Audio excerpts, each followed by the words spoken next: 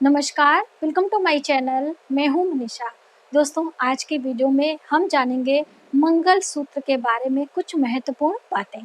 मंगलसूत्र हमारे सुहाग की निशानी होती है, सुहाग चिन्ह माना जाता है। वैसे तो एक सुहागन स्त्री के लिए मंगलसूत्र, पाँव का बिछुआ और मांग में सिंदूर, ये सभी चीजें सुहाग के प्रमुख निशानियां होती हैं। और इसको लगाते समय, इसको खरीदते समय और इसे किसी को देते समय हमें बहुत सारी बातों का ध्यान रखना चाहिए और इन सभी सुहाग चिन्ह को बहुत ही सहेज कर और बहुत ही ध्यान से आपको रखना चाहिए। तो इससे संबंधित बहुत सारी छोटी छोटी बातें हैं जो कि आपके साथ हम शेयर करना चाहेंगे। इस तरह की मैंने आपको कई वीडियो दी है जिसमें मैंने चूड़ियों के बारे में जिक्र किया है और एक वीडियो में मैंने आपको सिंदूर हमें कब खरीदना चाहिए और हमें कैसे लगाना चाहिए इसकी भी वीडियो दी है। दोस्तों, मैंने आपको महावर घर पे किस किस डिजाइन के आप लगा सकते हैं और महावर लगाने की क्या महत्वता होती है इसकी भी वीडियो दी है। तो यदि आप हमारे चैनल पर पहली बार आए हैं और इन सब जानकारी आप लेना चाहते हैं तो प्लीज वो वीडियो आप जरूर सर्च करें और उसे चेकआउट करें। चलिए आज की वीडियो की शुरुआत करते हैं। दोस्तों, हम बात कर रहे हैं मंगलसूत्र के बारे में। तो पहले हम अपने मंगलसूत्र को आपके साथ दिखाना चाहेंगे, यानी आपको। तो ये मंगलसूत्र है जो कि हम पर डे पहनते हैं, आपने हर वीडियो में ही देखा होगा। और ये एक मंगलसूत्र हमारा लाल मोतियों का है, काफी लॉन्ग है। तो आपका मंगलसूत्र छोटा हो या बड़ा हो इससे कोई प्रभाव नहीं पड़ता है, लेकिन मंगलसूत्र के जो मोतियां होती है, मंगलसूत्र का जो ये लॉकेट यानी पेंडेंट होता है, इसका प्रभाव हमारे जीवन पर जरूर पड़ता है। तो हम आपको मोतियों के बारे में और हम इसे कब खरीद कर अपने घर लेकर आए। वैसे तो ये विवाह के समय जो है पहनाया जाता है, सुहागन स्त्रियों को उनके पति विवाह के बाद ये मंगलसूत्र पहनाते हैं, लेकिन अलग अलग जो है समाज में अलग अलग तरीके का रिवाज होता है। तो मान लीजिए आप अपनी बहू के लिए मंगलसूत्र खरीदने जा रही हैं, तो किस दिन जाएंगी? तो आपको हमेशा गुरुवार के दिन या फिर जो है शुक्रवार के दिन या सोमवार के दिन ये सभी चीजें खरीदारी करनी चाहिए। और जब विवाह के समय हम कोई चीज लेकर आते हैं तो वहां पर पहले गौरी गणेश का पूजन होता है, उसके बाद सभी चीजें वधु को सौंपी जाती हैं। लेकिन आप मान लीजिए अपने लिए खरीद रहे हैं स्वयं से, तो आप इन दिनों पर लेकर आएं और सर्वप्रथम माता गौरी को ये मंगलसूत्र आप पहनाएं और वहां पर हल्दी कुमकुम से आपको पूजा करनी चाहिए। क्योंकि दोस्तों, जो ये मंगलसूत्र होता है इसमें अनेक मोतियां सोने की होती हैं और जो ये काली मोती होती हैं। दूसरा हम आपको दिखाना चाहेंगे ये काली मोतियों वाला मंगलसूत्र। हम पिक्चर में आपको यहाँ पे लगा देंगे, अगर आपको कैमरे के सामने उतनी अच्छी तरीके से नहीं दिखाई दे रहा है, क्योंकि ये जो मंगलसूत्र है ये कुछ इस तरह से दिखता है, ये काफी छोटा वाला है।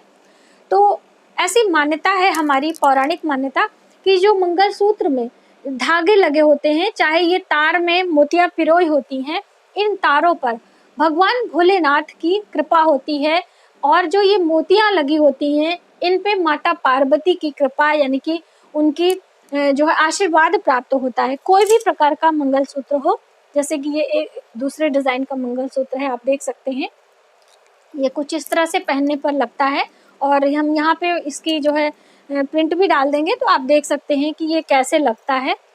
तो ये जो मोतियां होती हैं इन पे माता गौरी का प्रभाव होता है और जो ये धागे होते हैं, चाहे वो जो है सोने के धागे हैं या फिर आप कॉटन के धागे में आपने पिरोया है, तो वो जो है भगवान शिव की कृपा होती है। और जो ये पेंडेंट यानी कि जो लॉकेट होता है, इस पर गुरु ग्रह बृहस्पति की कृपा होती है, क्योंकि ये अक्सर सोने का होता है या फिर आप पीतल का रख रहे हैं तो भी वो पीले रंग का होता है, तो उन पर भी गुरु ग्रह बृहस्पति की कृपा होती है।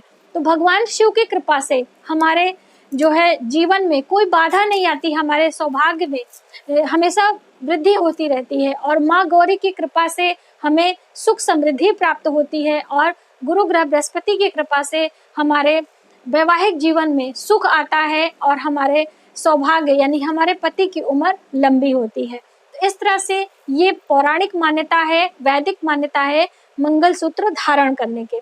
अब मान लीजिए मंगलसूत्र आपका टूट गया है, तो ऐसे में आपको क्या करना चाहिए? जैसे कि खाली गला सुहागन स्त्रियों का शुभ नहीं माना जाता है और जो ये हम गले में चेन या फिर मंगलसूत्र पहनते हैं इसका वैज्ञानिक रीजन भी बताया गया है। जो ये मंगलसूत्र गले से पीछे यानी कि इस तरह से हम पहनते हैं, तो हमारे ये जो रीढ़ की हड्डी के पास नसें होती हैं और जो डायरेक्ट मस्तिष्क में ज्वाइंट रहती हैं, उन नसों पर इन मंगलसूत्र का दबाव पड़ता है और जिससे हमारा मन मस्तिष्क एकदम ऊर्जावान रहता है, उनमें ऑक्सीजन की मात्रा पहुंचती रहती है। तो ये एक वैज्ञानिक कारण है गले में कुछ चेन या फिर मंगलसूत्र धारण करने की। इसीलिए खाली गला नहीं रखा जाता है, चाहे पुरुषों का हो या फिर महिलाओं का हो। तो आप ये जरूर धारण करें। और जब मंगलसूत्र टूट जाता है, जैसे कि अभी हम कोई भी कार्य करते हैं तो मंगलसूत्र कभी ना कभी टूट जाता है, कभी बच्चे इस तरह से खींच के तोड़ देते हैं, तो ऐसे में तुरंत आपको एक गले में चेन डाल लेनी चाहिए। अब वो आपकी चेन कैसी भी हो, जैसे कि हमारे पास एक चेन है, मैं आपको दिखाना चाहूंगी। ये हमारी बहुत ही फेवरेट चेन है, लेकिन ये हम साड़ियों के साथ पहनते हैं, साड़ियों के साथ बहुत ही अच्छी लगती है। ये कुछ इस तरह से ये आती है, बहुत हाई मतलब लंबी नहीं है, लेकिन फिर भी बहुत अच्छी लगती है। इसका भी प्रिंट हम लगा देंगे, आप देख सकते हैं। इस तरह से कोई भी चेन हो आपको अपने गले में धारण करना चाहिए। यदि आपके पास चेन नहीं है तो आप रेशमी धागा, जो हम बच्चों को पहनाते हैं, रेशमी धागा, चाहे वो काले रंग का हो, पीले रंग का हो, लाल रंग का हो, किसी भी रंग का हो, उसमें आप पेंडेंट लगा के पहन सकती हैं और आपकी जो मंगलसूत्र है उसे आप रिपेयर को दे सकती हैं। जब आपका मंगलसूत्र रिपेयर होके आ जाता है तब आप उसे शुद्ध जल और गंगा जल से धोकर उसमें हल्दी कुमकुम का टीका लगाएं और माता गौरी को पहनाएं, यानी उन्हें अर्पित करें, उनका आशीर्वाद लें और अपने पूजा मंदिर में आप उसे कम से कम 24 घंटे रखे रहने दें। और जब आप रखें, यानी कि मंगलसूत्र नया मान लीजिए आप लेकर आई हैं, तो एक पान के पत्ते पर आपको रखकर माता गौरी को समर्पित करना चाहिए, हल्दी कुमकुम अक्षत का टीका लगाना चाहिए और माता से अपने सुहाग की वृद्धि के लिए प्रार्थना करनी चाहिए।